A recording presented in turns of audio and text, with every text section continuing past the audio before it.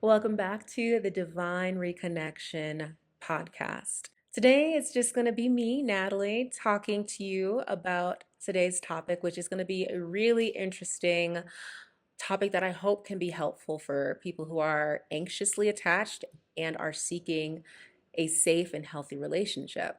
If you are watching this on YouTube, I am sitting on a hammock, so you'll see me swinging back and forth.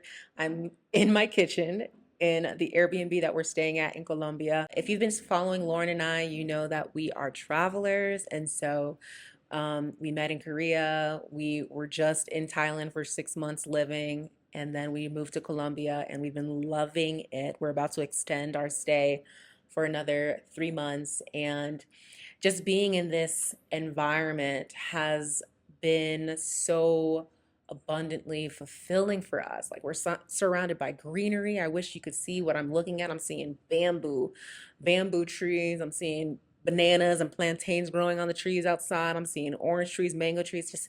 Just life is abundant, y'all. Like life is beautiful, and I really want you to, at least today, step outside and take it in. Take in what your surrounding, what nature has to offer, because at the end, no matter what thoughts you have, and me being anxiously attached, I'm always in the mindset of my own inadequacy.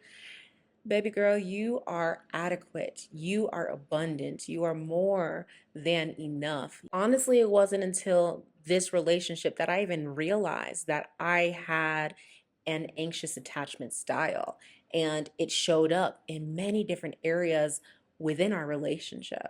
What's going around on social media right now is like, how can you heal your anxious attachment style or your avoidant attachment style, whatever kind of attachment style you have that is not secure? How can you heal that? And do you need to heal that before you get into a healthy and safe relationship?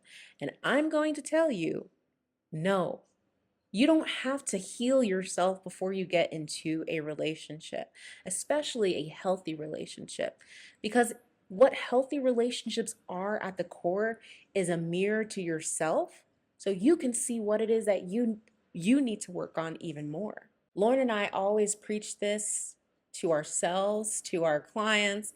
Your triggers are not bad. When you're feeling triggered, it's literally a sign from within to look deeper at what that pain is. It's an opportunity for you to see yourself in a new way, in a deeper way. Your attachment style is how your childhood and growing up environment taught you you can expect to receive love. So if you're anxiously attached, you are in a way performative in how you believe you'll be receiving love. You probably growing up, you were a perfectionist. You were academically inclined. You probably had straight A's. You were probably the star child or the star pupil, and nobody really ever had to worry about you. You were taught that validation for all of your successes was the prime example of love. And if you did not excel at that level, you were in a way punished, either academically, either passive aggressively. And so your environment growing up could have been very unstable emotionally for you. You've learned that you had to do in order to be accepted and loved. Maybe you grew up in an environment where there was a lot of anger and yelling and screaming, and maybe that's something that you subconsciously learned was you're responsible for balancing and monitoring. You learn to tune into other people's emotions, even the smallest grimace on their face, to know that there's something wrong and that there's something that you can do to help balance them out. You've learned to be external in your experience. And so part of your healing journey is coming back to yourself and becoming inward and aware of what's going on within you and what it is that you need, rather than focusing on everyone else's needs. Like I said before, you don't need to heal yourself before you get into a healthy relationship. My relationship with Lauren is the healthiest relationship I have ever been in. And that's across the board, across all of my family, across all of my friendships, across everything. And it has allowed me the space and the time to develop and understand and gain awareness of what's going on within me. If you are the partner of someone who is anxiously attached, we're going to be talking about ways that you can support your person in their anxiety.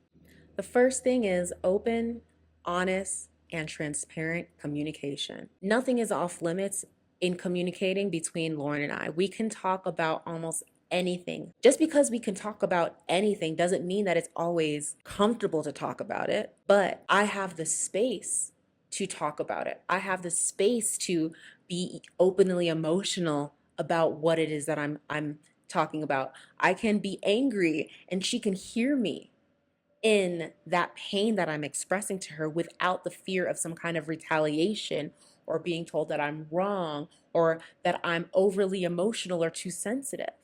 My sensitivity is my superpower. I like to give this example of your phone. I'm going to ask you guys a question. Do you feel safe enough to give your partner your passcode to your phone? I think people misconstrue the idea of privacy for secrecy.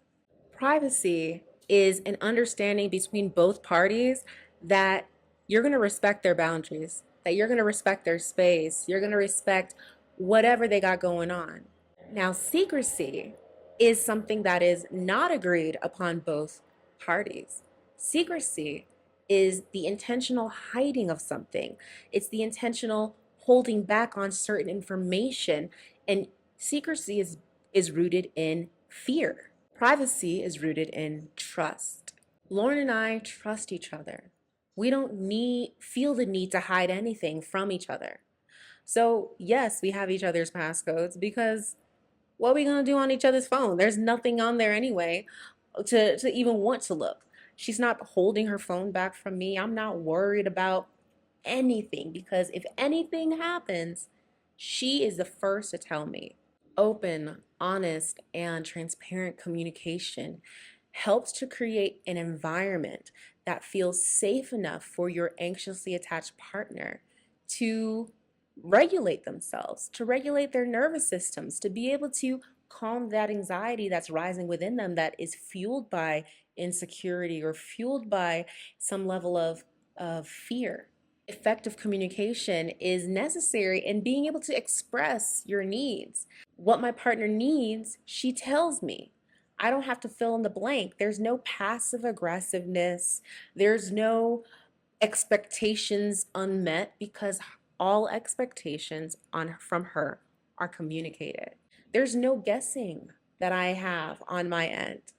My partner and I are an anxious avoidant attachment style. And so when my partner starts to pull away or go internal or want to be more independent versus how we usually are, which is all over each other all the time, once I start feeling that pull away, I get hyper in tuned with her.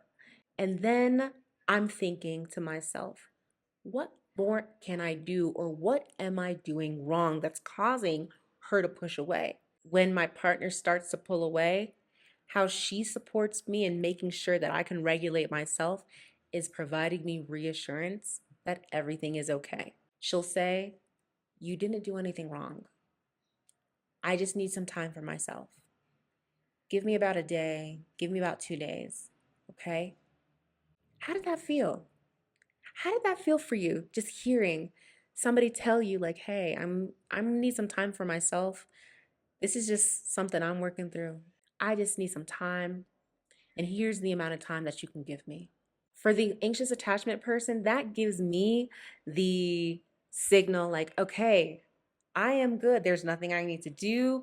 Let me just go about my day. I don't have to worry. Stop the narrative and the story that's going on in my head. Boom, we're good. We're good. Where can you give your partner reassurance when you're pulling away? And in the anxious avoidant dynamic, this is This is the play. This is the push pull. Because when she starts pulling away as the anxious person, my thing is to run after her, to give love, to show love, to reach out, to then I go internal and think of what more can I do? Am I doing enough? It's so important to understand that how you are feeling is not your partner's fault.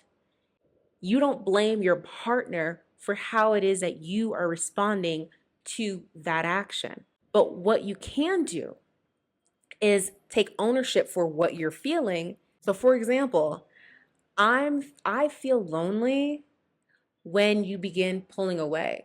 I'm not blaming you for pulling away. I don't know why you're pulling away. You didn't do anything wrong, period. So being able to take ownership that you didn't do wrong and to have somebody to reassure you that you didn't do anything wrong is another way that helps to ground you in your being, in yourself, in your mind. When you are an anxiously attached person, you are so used to saying yes. Yes, I'll do that. Yes, of course.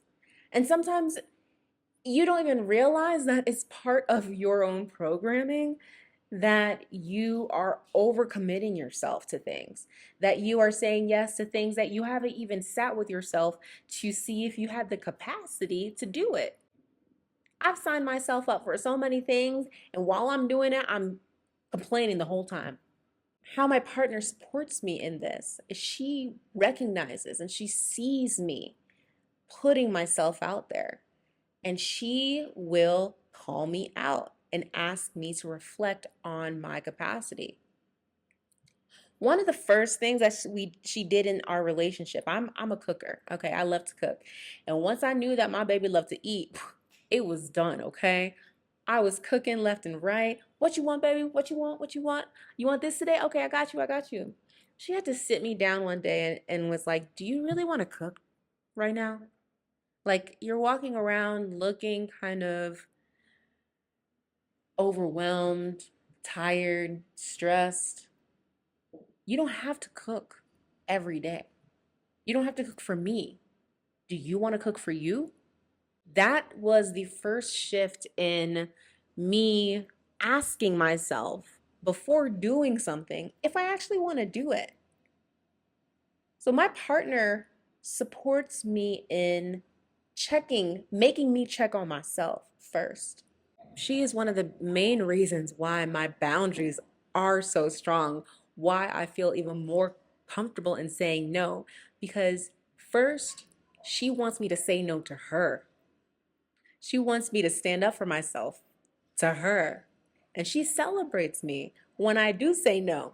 Do you want to cook today, baby? No. Good job. Good job. You did that right. I'm proud of you. So not only supporting my boundaries, but celebrating when I actually use and I stand by my boundaries, which makes me more confident in being able to say no to other people. One of the phrases that I now use when somebody asks me to do something for them, I'll let you know if it's within my capacity. That allows me to be able to sit with myself first before committing to anything. And then I give it about like 24, 48 hours, see how I feel. And then I will follow up and say like, hey, yeah, I'm not going to be able to do that. But if I do have capacity, I'll let them know what I do have capacity for. One last way that my partner supports me is she checks me. She will check me when my anxiety is fueling my behavior. Recently, she had begun pulling away and she hadn't given me the reassurance just yet. And so I found myself sitting with this uncomfortable feeling of anxiety, but also wanting to try to reconnect with her on some level. And so I would go to her and touch her on her head or be like, can I give you a hug? Or do you want to do something today? What she did is she sat me down and was like, I love spending time with you. I love holding you. I love doing all of that stuff. But what you're doing right now does not feel like it's coming out of a place of love. It feels like it's coming out of a place of fear. She will check me when my anxiety is coming up because I'm fearful of something. And that allows me to sit and reflect with myself and think, what is going on? What do I feel like I'm lacking that I'm reaching out to her for? And that gives me the space and the time to be able to sit with myself. You may not have learned how to sit with what you're feeling and have only just automatically responded to what it is you're feeling. A lot of you are acting without knowing why you're acting that way. Being able to give yourself the space and the time to sit with the underlying feeling, the feeling of inadequacy, the fear of loneliness, the fear of failure, being able to sit with yourself and understand what that feels like, why you feel that way, and what actions you automatically take to try to counteract that negative feeling. That is a huge part of your awareness journey. And being able to have that space and time allows you to get more and more familiar with who you are and what is going on within you. I'm not going to say it's going to be comfortable, but it makes you more comfortable with sitting with that emotion and allowing it to be okay. So those are the main ways that my partner supports me in my anxious attachment style, and how we have been able to develop this safe, healthy, loving, conscious relationship that gives both of us space and time to show up in the ways that we are, and also to heal those attachments that we have, to be able to release the need for control and to allow our fears and worries to be present, while also giving ourselves the reassurance and the validation that it's okay to feel this way. I want to know, what is your biggest takeaway from this video, and how do you plan to support your partner with anxiety moving forward? Anyways, thank you guys for tuning in to Divine Reconnection. I will see you guys in our next podcast. Bye.